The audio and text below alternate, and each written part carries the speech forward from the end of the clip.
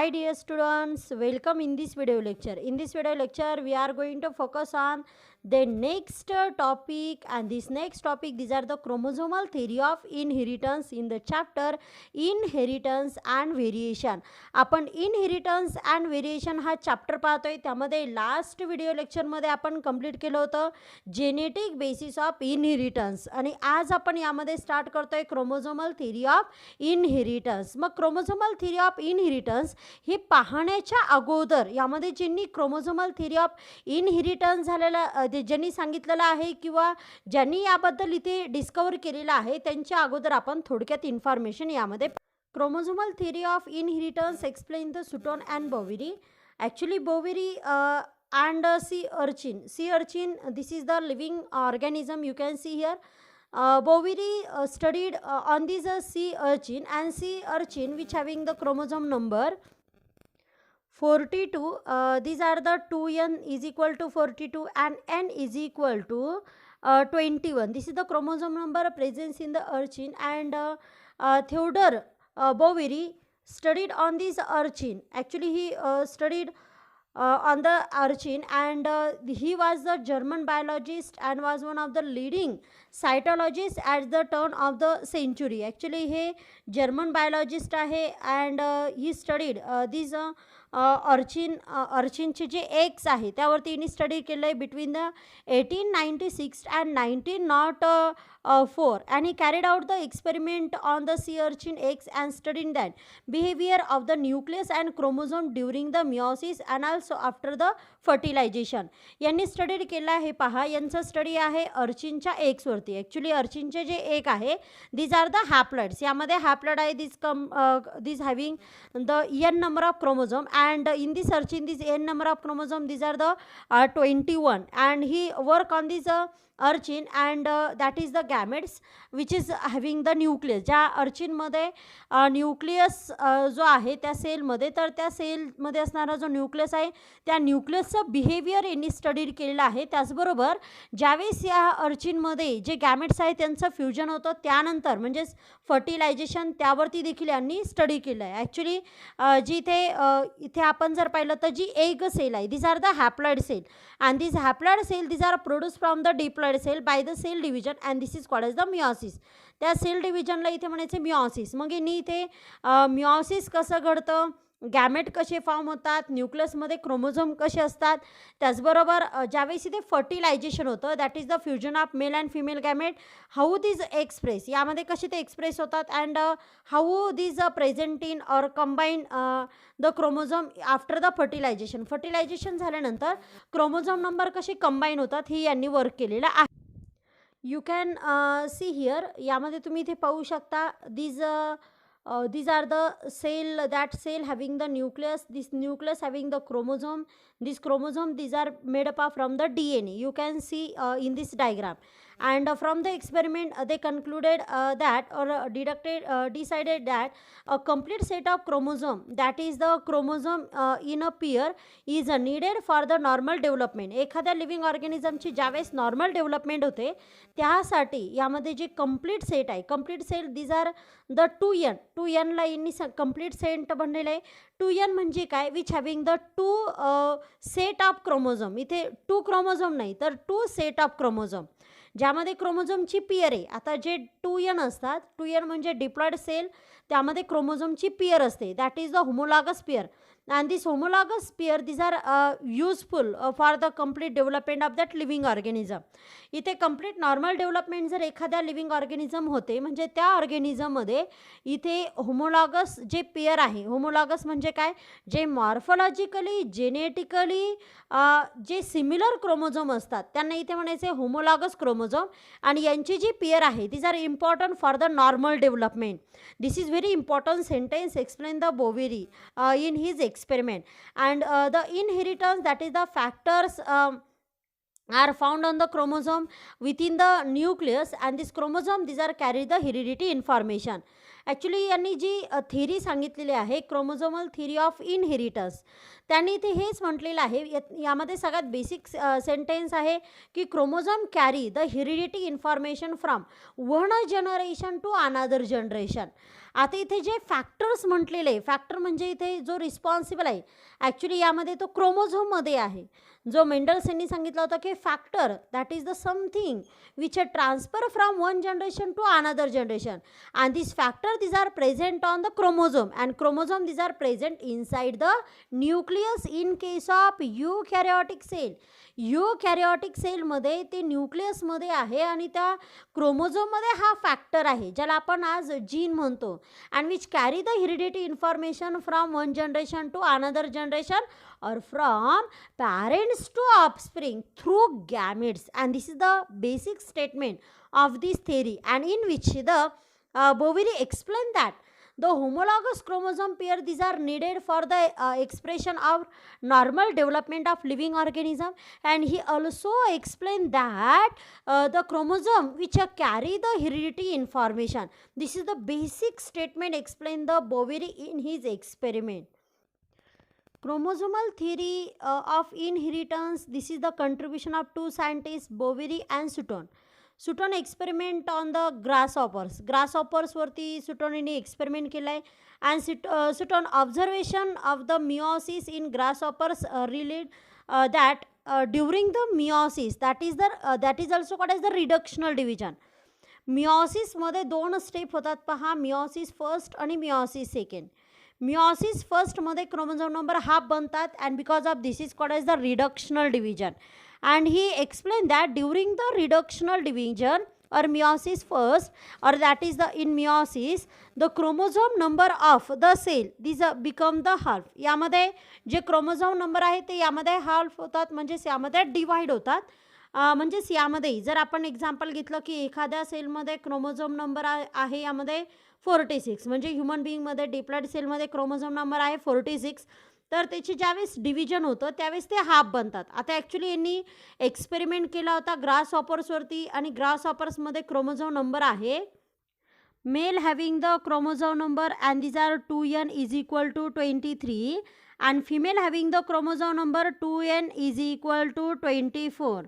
आता इथे जर आपण पाहिलं तर जो मेल आहे, in male the 22 autosomes and this having the only one X chromosome, and in female the 22 autosomes and which contain the two sex chromosome, and these are the X sex chromosome. म्हणजे मेलमध्ये एकच sex chromosome आहे x, आणि फिमेलमध्ये दोन sex chromosome आहे आणि ते आहे एक्स केस.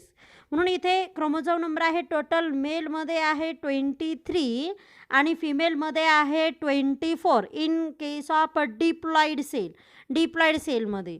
आणि हा जो ग्रास हॉपर्स आहे यावरती त्यांनी स्टडी केलं. याचं क्रोमोझोम जे आहे तर ते मिओसिसच्या वेळेस, रिडक्शन डिव्हिजनच्या वेळेस नेमकं यामध्ये कशा पद्धतीने क्रोमोझोम नंबर यामध्ये डिवाइड होतात हे यांनी ऑब्झर्व केलं. And chromosome in each pair of chromosome these are separate, that is on the basis of Mendel's the factor these are segregate. आता इथे आपण पाहिलं होतं की मेंडल्स यांनी काय सांगितलं होतं, law of dominance and law of segregation.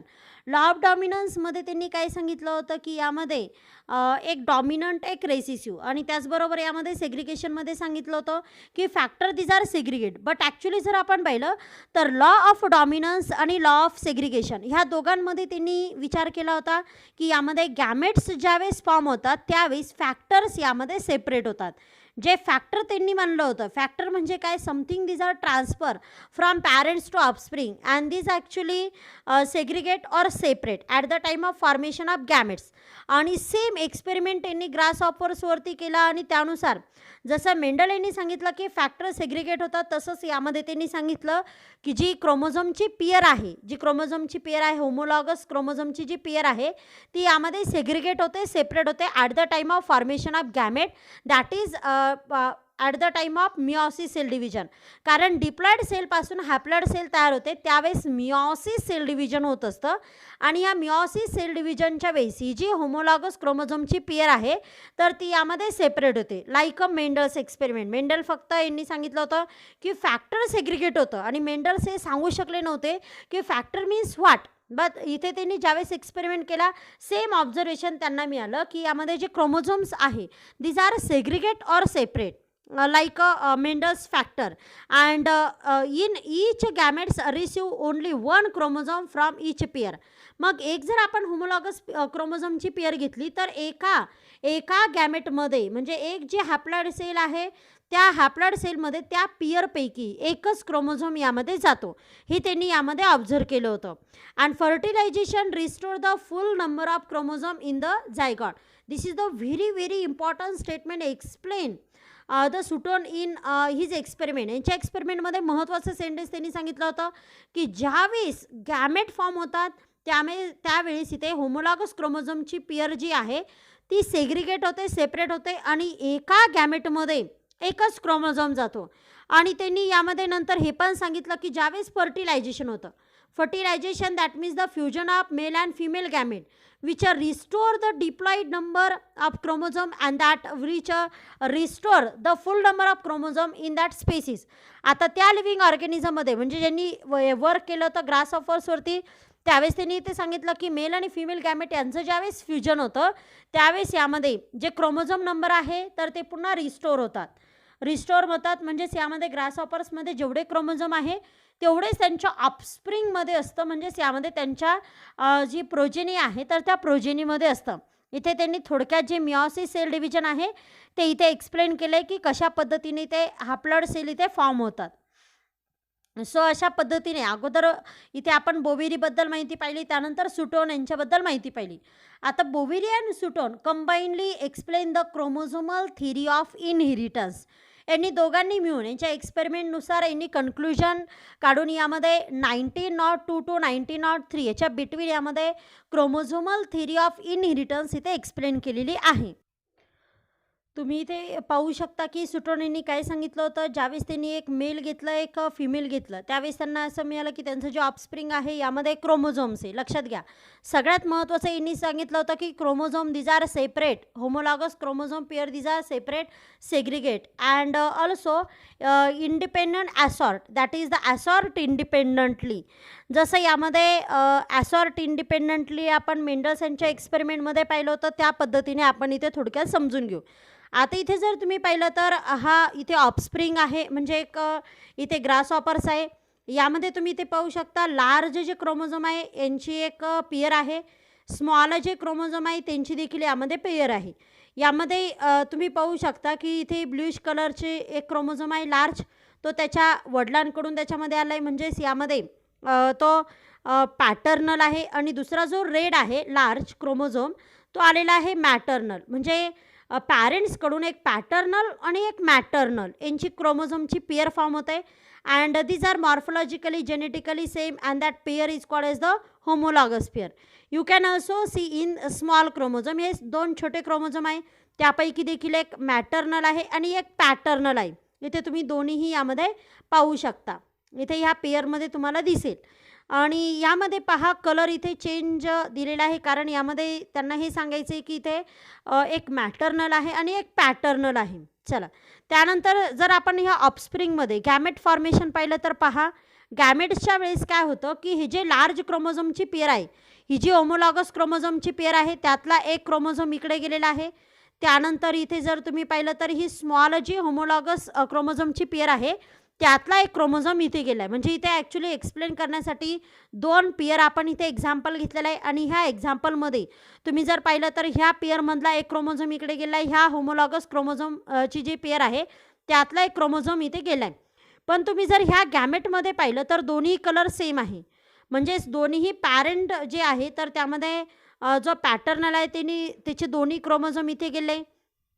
त्यानंतर असेही गॅमेट्स इथे फॉर्म होऊ शकतात की ज्यामध्ये ह्या पेअरमधला एक क्रोमोझोम म्हणजे इथे मॅटर्नल आहे यामध्ये रेड कलरचा, आणि त्यानंतर दुसरी जी पेअर आहे त्यातला याच्याकडे आलेला जो पॅटर्नल आहे म्हणजे वडिलांचा, तर तो क्रोमोझोम इथे दिसू शकतो तुम्हाला. त्यानंतर अशा पद्धतीचं गॅमेट फॉर्मेशन होऊ शकतं की त्यामध्ये एका पेअरमधला मॅटर्नल आणि एका पेअरमधला paternal, and this is called as the independent assortment किंवा ॲसॉर्ट इंडिपेंडंटली. म्हणजे कितीही पेअर असेल तर त्यामध्ये ज्यावेळेस गॅमेट फॉर्म होतात दीज आर ॲसॉर्ट इंडिपेंडंटली. म्हणजे असं काही नाही की यामध्ये पॅटर्नलच एका गॅमेट्समध्ये येतात किंवा मॅटर्नलच एका गॅमेटमध्ये येऊ शकतात. असं होऊ पण शकतं, पण असं देखील होऊ शकतं की यामध्ये पॅटर्नल विथ मॅटर्नल असं देखील यामध्ये गॅमेट फॉर्मेशन होऊ शकतं. That means when the gamete formation these are takes place, the homologous chromosome these are separate or segregate, and also these are assort independently. This is also very important, and because of we can see the offspring which having the different combination, म्हणजे आपल्याला वेगवेगळं प्रकारचं जे look आहे तर ते ऑफस्प्रिंगमध्ये आपण इथे पाहू शकतो. तसंच एक्सपेरिमेंट तिने इथं कॉकरोच ग्रासहॉपर्समध्ये इथे केलेलं आहे, आणि त्यानुसार यामध्ये त्यांनी इथे गॅमेट फॉर्मेशन कसं होतं ते यामध्ये सांगितलेलं आहे. त्यानुसार कंबाईनली यामध्ये सुटोन आणि बोवेरी यांनी जी थेरी मांडलेली आहे किंवा त्यांच्या एक्सपेरिमेंटनुसार जे एक्सप्लेन झालेलं आहे, तर त्यानुसार त्यांनी ते क्रोमोझोमल थेरी ऑफ इनहेरिटन्स ही सांगितलेली आहे. And chromosomal theory of inheritance is based on the few fundamental principles. जसं यामध्ये मेंडल्स यांनी काही प्रिन्सिपल लॉ इथे सांगितलेले आहे, त्याच पद्धतीने यांनी देखील यामध्ये थेरी सांगितलेली आहे. And this theory these are the chromosomal theory of inheritance, in which you can see the chromosomes this contain the genetic material. सगळ्यात महत्त्वाचं मेंडल्स यांनी जो फॅक्टर म्हणलं होतं that is the genetic material. This chromosome content the genetic material, and this genetic material this is the DNA. आज जर आपण पाहिलं तर ते मटेरियल आहे DNA. DNA means deoxyribose nucleic acid. Actually the cell having the genetic material, and this is the DNA deoxyribose nucleic acid, and they explain that the chromosome contain the genetic material. Chromosome these are replicate and pass along with the parent to offspring.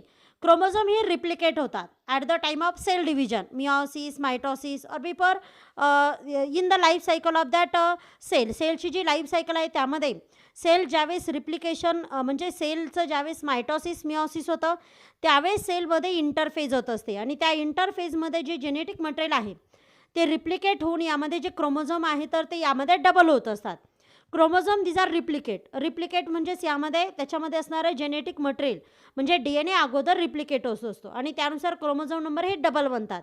And these are pass along from the parent to offspring. त्यानंतर ते पॅरेंट्सकडून ऑफस्प्रिंगमध्ये जातात. Where this chromosome these are present inside the nucleus, and the plural of nucleus this is called as the nuclei. The eukaryotic cell which contain the nucleus, and these nucleus which found the chromosome, and these are in the form of homologous pair. आपण जर बॉडीची sale घेतली किंवा त्याला somatic sale आपण म्हणतो त्यामध्ये nucleus असतो, आणि ह्या न्यूक्लियसमध्ये जे क्रोमोझोम असतात these are present in a pair form. ते पियरनी असतात, and this pair is the homologous pair. Homologous क्रोमोझोमची पेअर असते. That means the genetically and morphologically similar chromosome. And during the meiosis, मग त्या सेलमध्ये ज्यावेळेस मिओसिस होतं किंवा त्या लिव्हिंग ऑर्गॅनिझममध्ये ज्यावेळेस गॅमेट फॉर्मेशन होतात त्यावेळेस जे सेल डिव्हिजन होतं this is called as the meiosis. And in this meiosis the homologous chromosome that is the pair these are segregate separate, and these are assort independently into daughter nuclei. मग ज्यावेळेस diploid सेलचं division होतं आणि haploid sale form होतात, त्या haploid सेलमध्ये म्हणजे 2n जे आहे तर त्यापासून जे n सेल तयार होतात त्या हॅप्लॉइड सेलमध्ये ह्या क्रोमोझोमची जी पेअर आहे ती यामध्ये सेग्रिगेट होते, आणि त्यानुसार यामध्ये जे क्रोमोझोम आहे तर ते पास होतात. जसं आताच इथे आपण अगोदर पाहिलं की जे सुटोन आहे तर त्यांनी ग्रासहॉपर्सवरती एक्सपेरिमेंट केला आणि कशा पद्धतीने त्यांनी इथे सांगितलेलं आहे. तर क्रोमोझोमची जी पेअर आहे ती यामध्ये सेग्रिगेट होते and which of form a gametes, आणि मिओसिसमध्ये जी पेअर सेग्रिगेट होते आणि हाफ ऑफ क्रोमोझोम जातात. त्यानुसार यामध्ये ते जे गॅमेट्स आहे तर त्या गॅमेट्समध्ये ते जे गॅमेट्स इथे फॉर्म होतात त्या गॅमेट्समध्ये पेअरपैकी एकच क्रोमोझोम जात असतो. And during the formation of gamete different types of non homologous chromosome segregate independently, that is separate independently. मग इथे जी पेअर आहे ती यामध्ये सेपरेट होते, and these which that cell having the non homologous chromosome and these are segregate separate independently. Non homologous म्हणजे त्या सेलमध्ये असणारे जेवढे पण क्रोमोझोम आहे जे एकमेकांचे नॉन होमोलॉगस आहे म्हणजे वेगवेगळे आहे, जे मॉर्फोलॉजिकली स्ट्रक्चरली डिफरंट आहे किंवा जेनेटिकली डिफरंट आहे, ते क्रोमोझोम यामध्ये सेग्रिगेट होतात, सेपरेट होतात independently. That is assort independently, जसं आपण आता इथे ग्रासहॉपर्समध्ये पाहिलं. आणि each parent contribute one set of chromosome to its its offspring and the set these are functionally equivalent. यामध्ये जर आपण पाहिलं तर दोन जे पॅरेंट्स आहे यामध्ये एक मेल आहे आणि एक फिमेल आहे. तर मेल आणि फिमेल यांचे दोघांचे एक एक सेट यामध्ये फ्यूज होतो and that fusion is called as the fertilisation. That is the fusion of male and female gamete. This is called as the fertilisation and after the fertilisation the new living organism, that is the offspring, this offspring is formed and this offspring which carry the gene that which having the gene, and this gene actually carry from the gametes and these express in that living organism. त्यानुसार त्या living ऑर्गॅनिझममध्ये ते इथे express होत असतात and this full complement of that gene that is that gene that is the gene means what the segment of DNA. DNAचा जो segment आहे म्हणजे त्याला जीन आपण म्हणतो which responsible for expression of particular character in living organism, and this carry through the gametes, and that gametes contain the chromosome, and this chromosome actually carry the heredity information, that is the DNA or gene. This is all overview of that chromosomal theory of inheritance, and these are express or contribution of both scientists Sutton and Boveri. सुटॉन आणि बॉवेरी यांचं दोघांचंही contribution त्यामध्ये आहे. यांनी ही theory explain केली आहे 1902 1903च्या between. 1902 1903मध्ये त्यांनी ही theory इथे सांगितलेली आहे. दोघांच्याही एक्सपेरिमेंटचं यामध्ये कंट्रीब्युशन आहे. इथे बॉवेरीने एक्सपेरिमेंट केला होता अर्चिन, सी अर्चिन जे समुद्रामध्ये सापडतं, आणि त्याचबरोबर यामध्ये जे सुटॉन आहे त्यांनी एक्सपेरिमेंट केला होता ग्रास ऑपरवरती, आणि त्याचबरोबर यांनी ही थेरी यामध्ये एक्सप्लेन केलेली आहे. सो आजच्या लेक्चरमध्ये आपण इथे थांबतोय. Thank you so much. Please like, share and subscribe this video.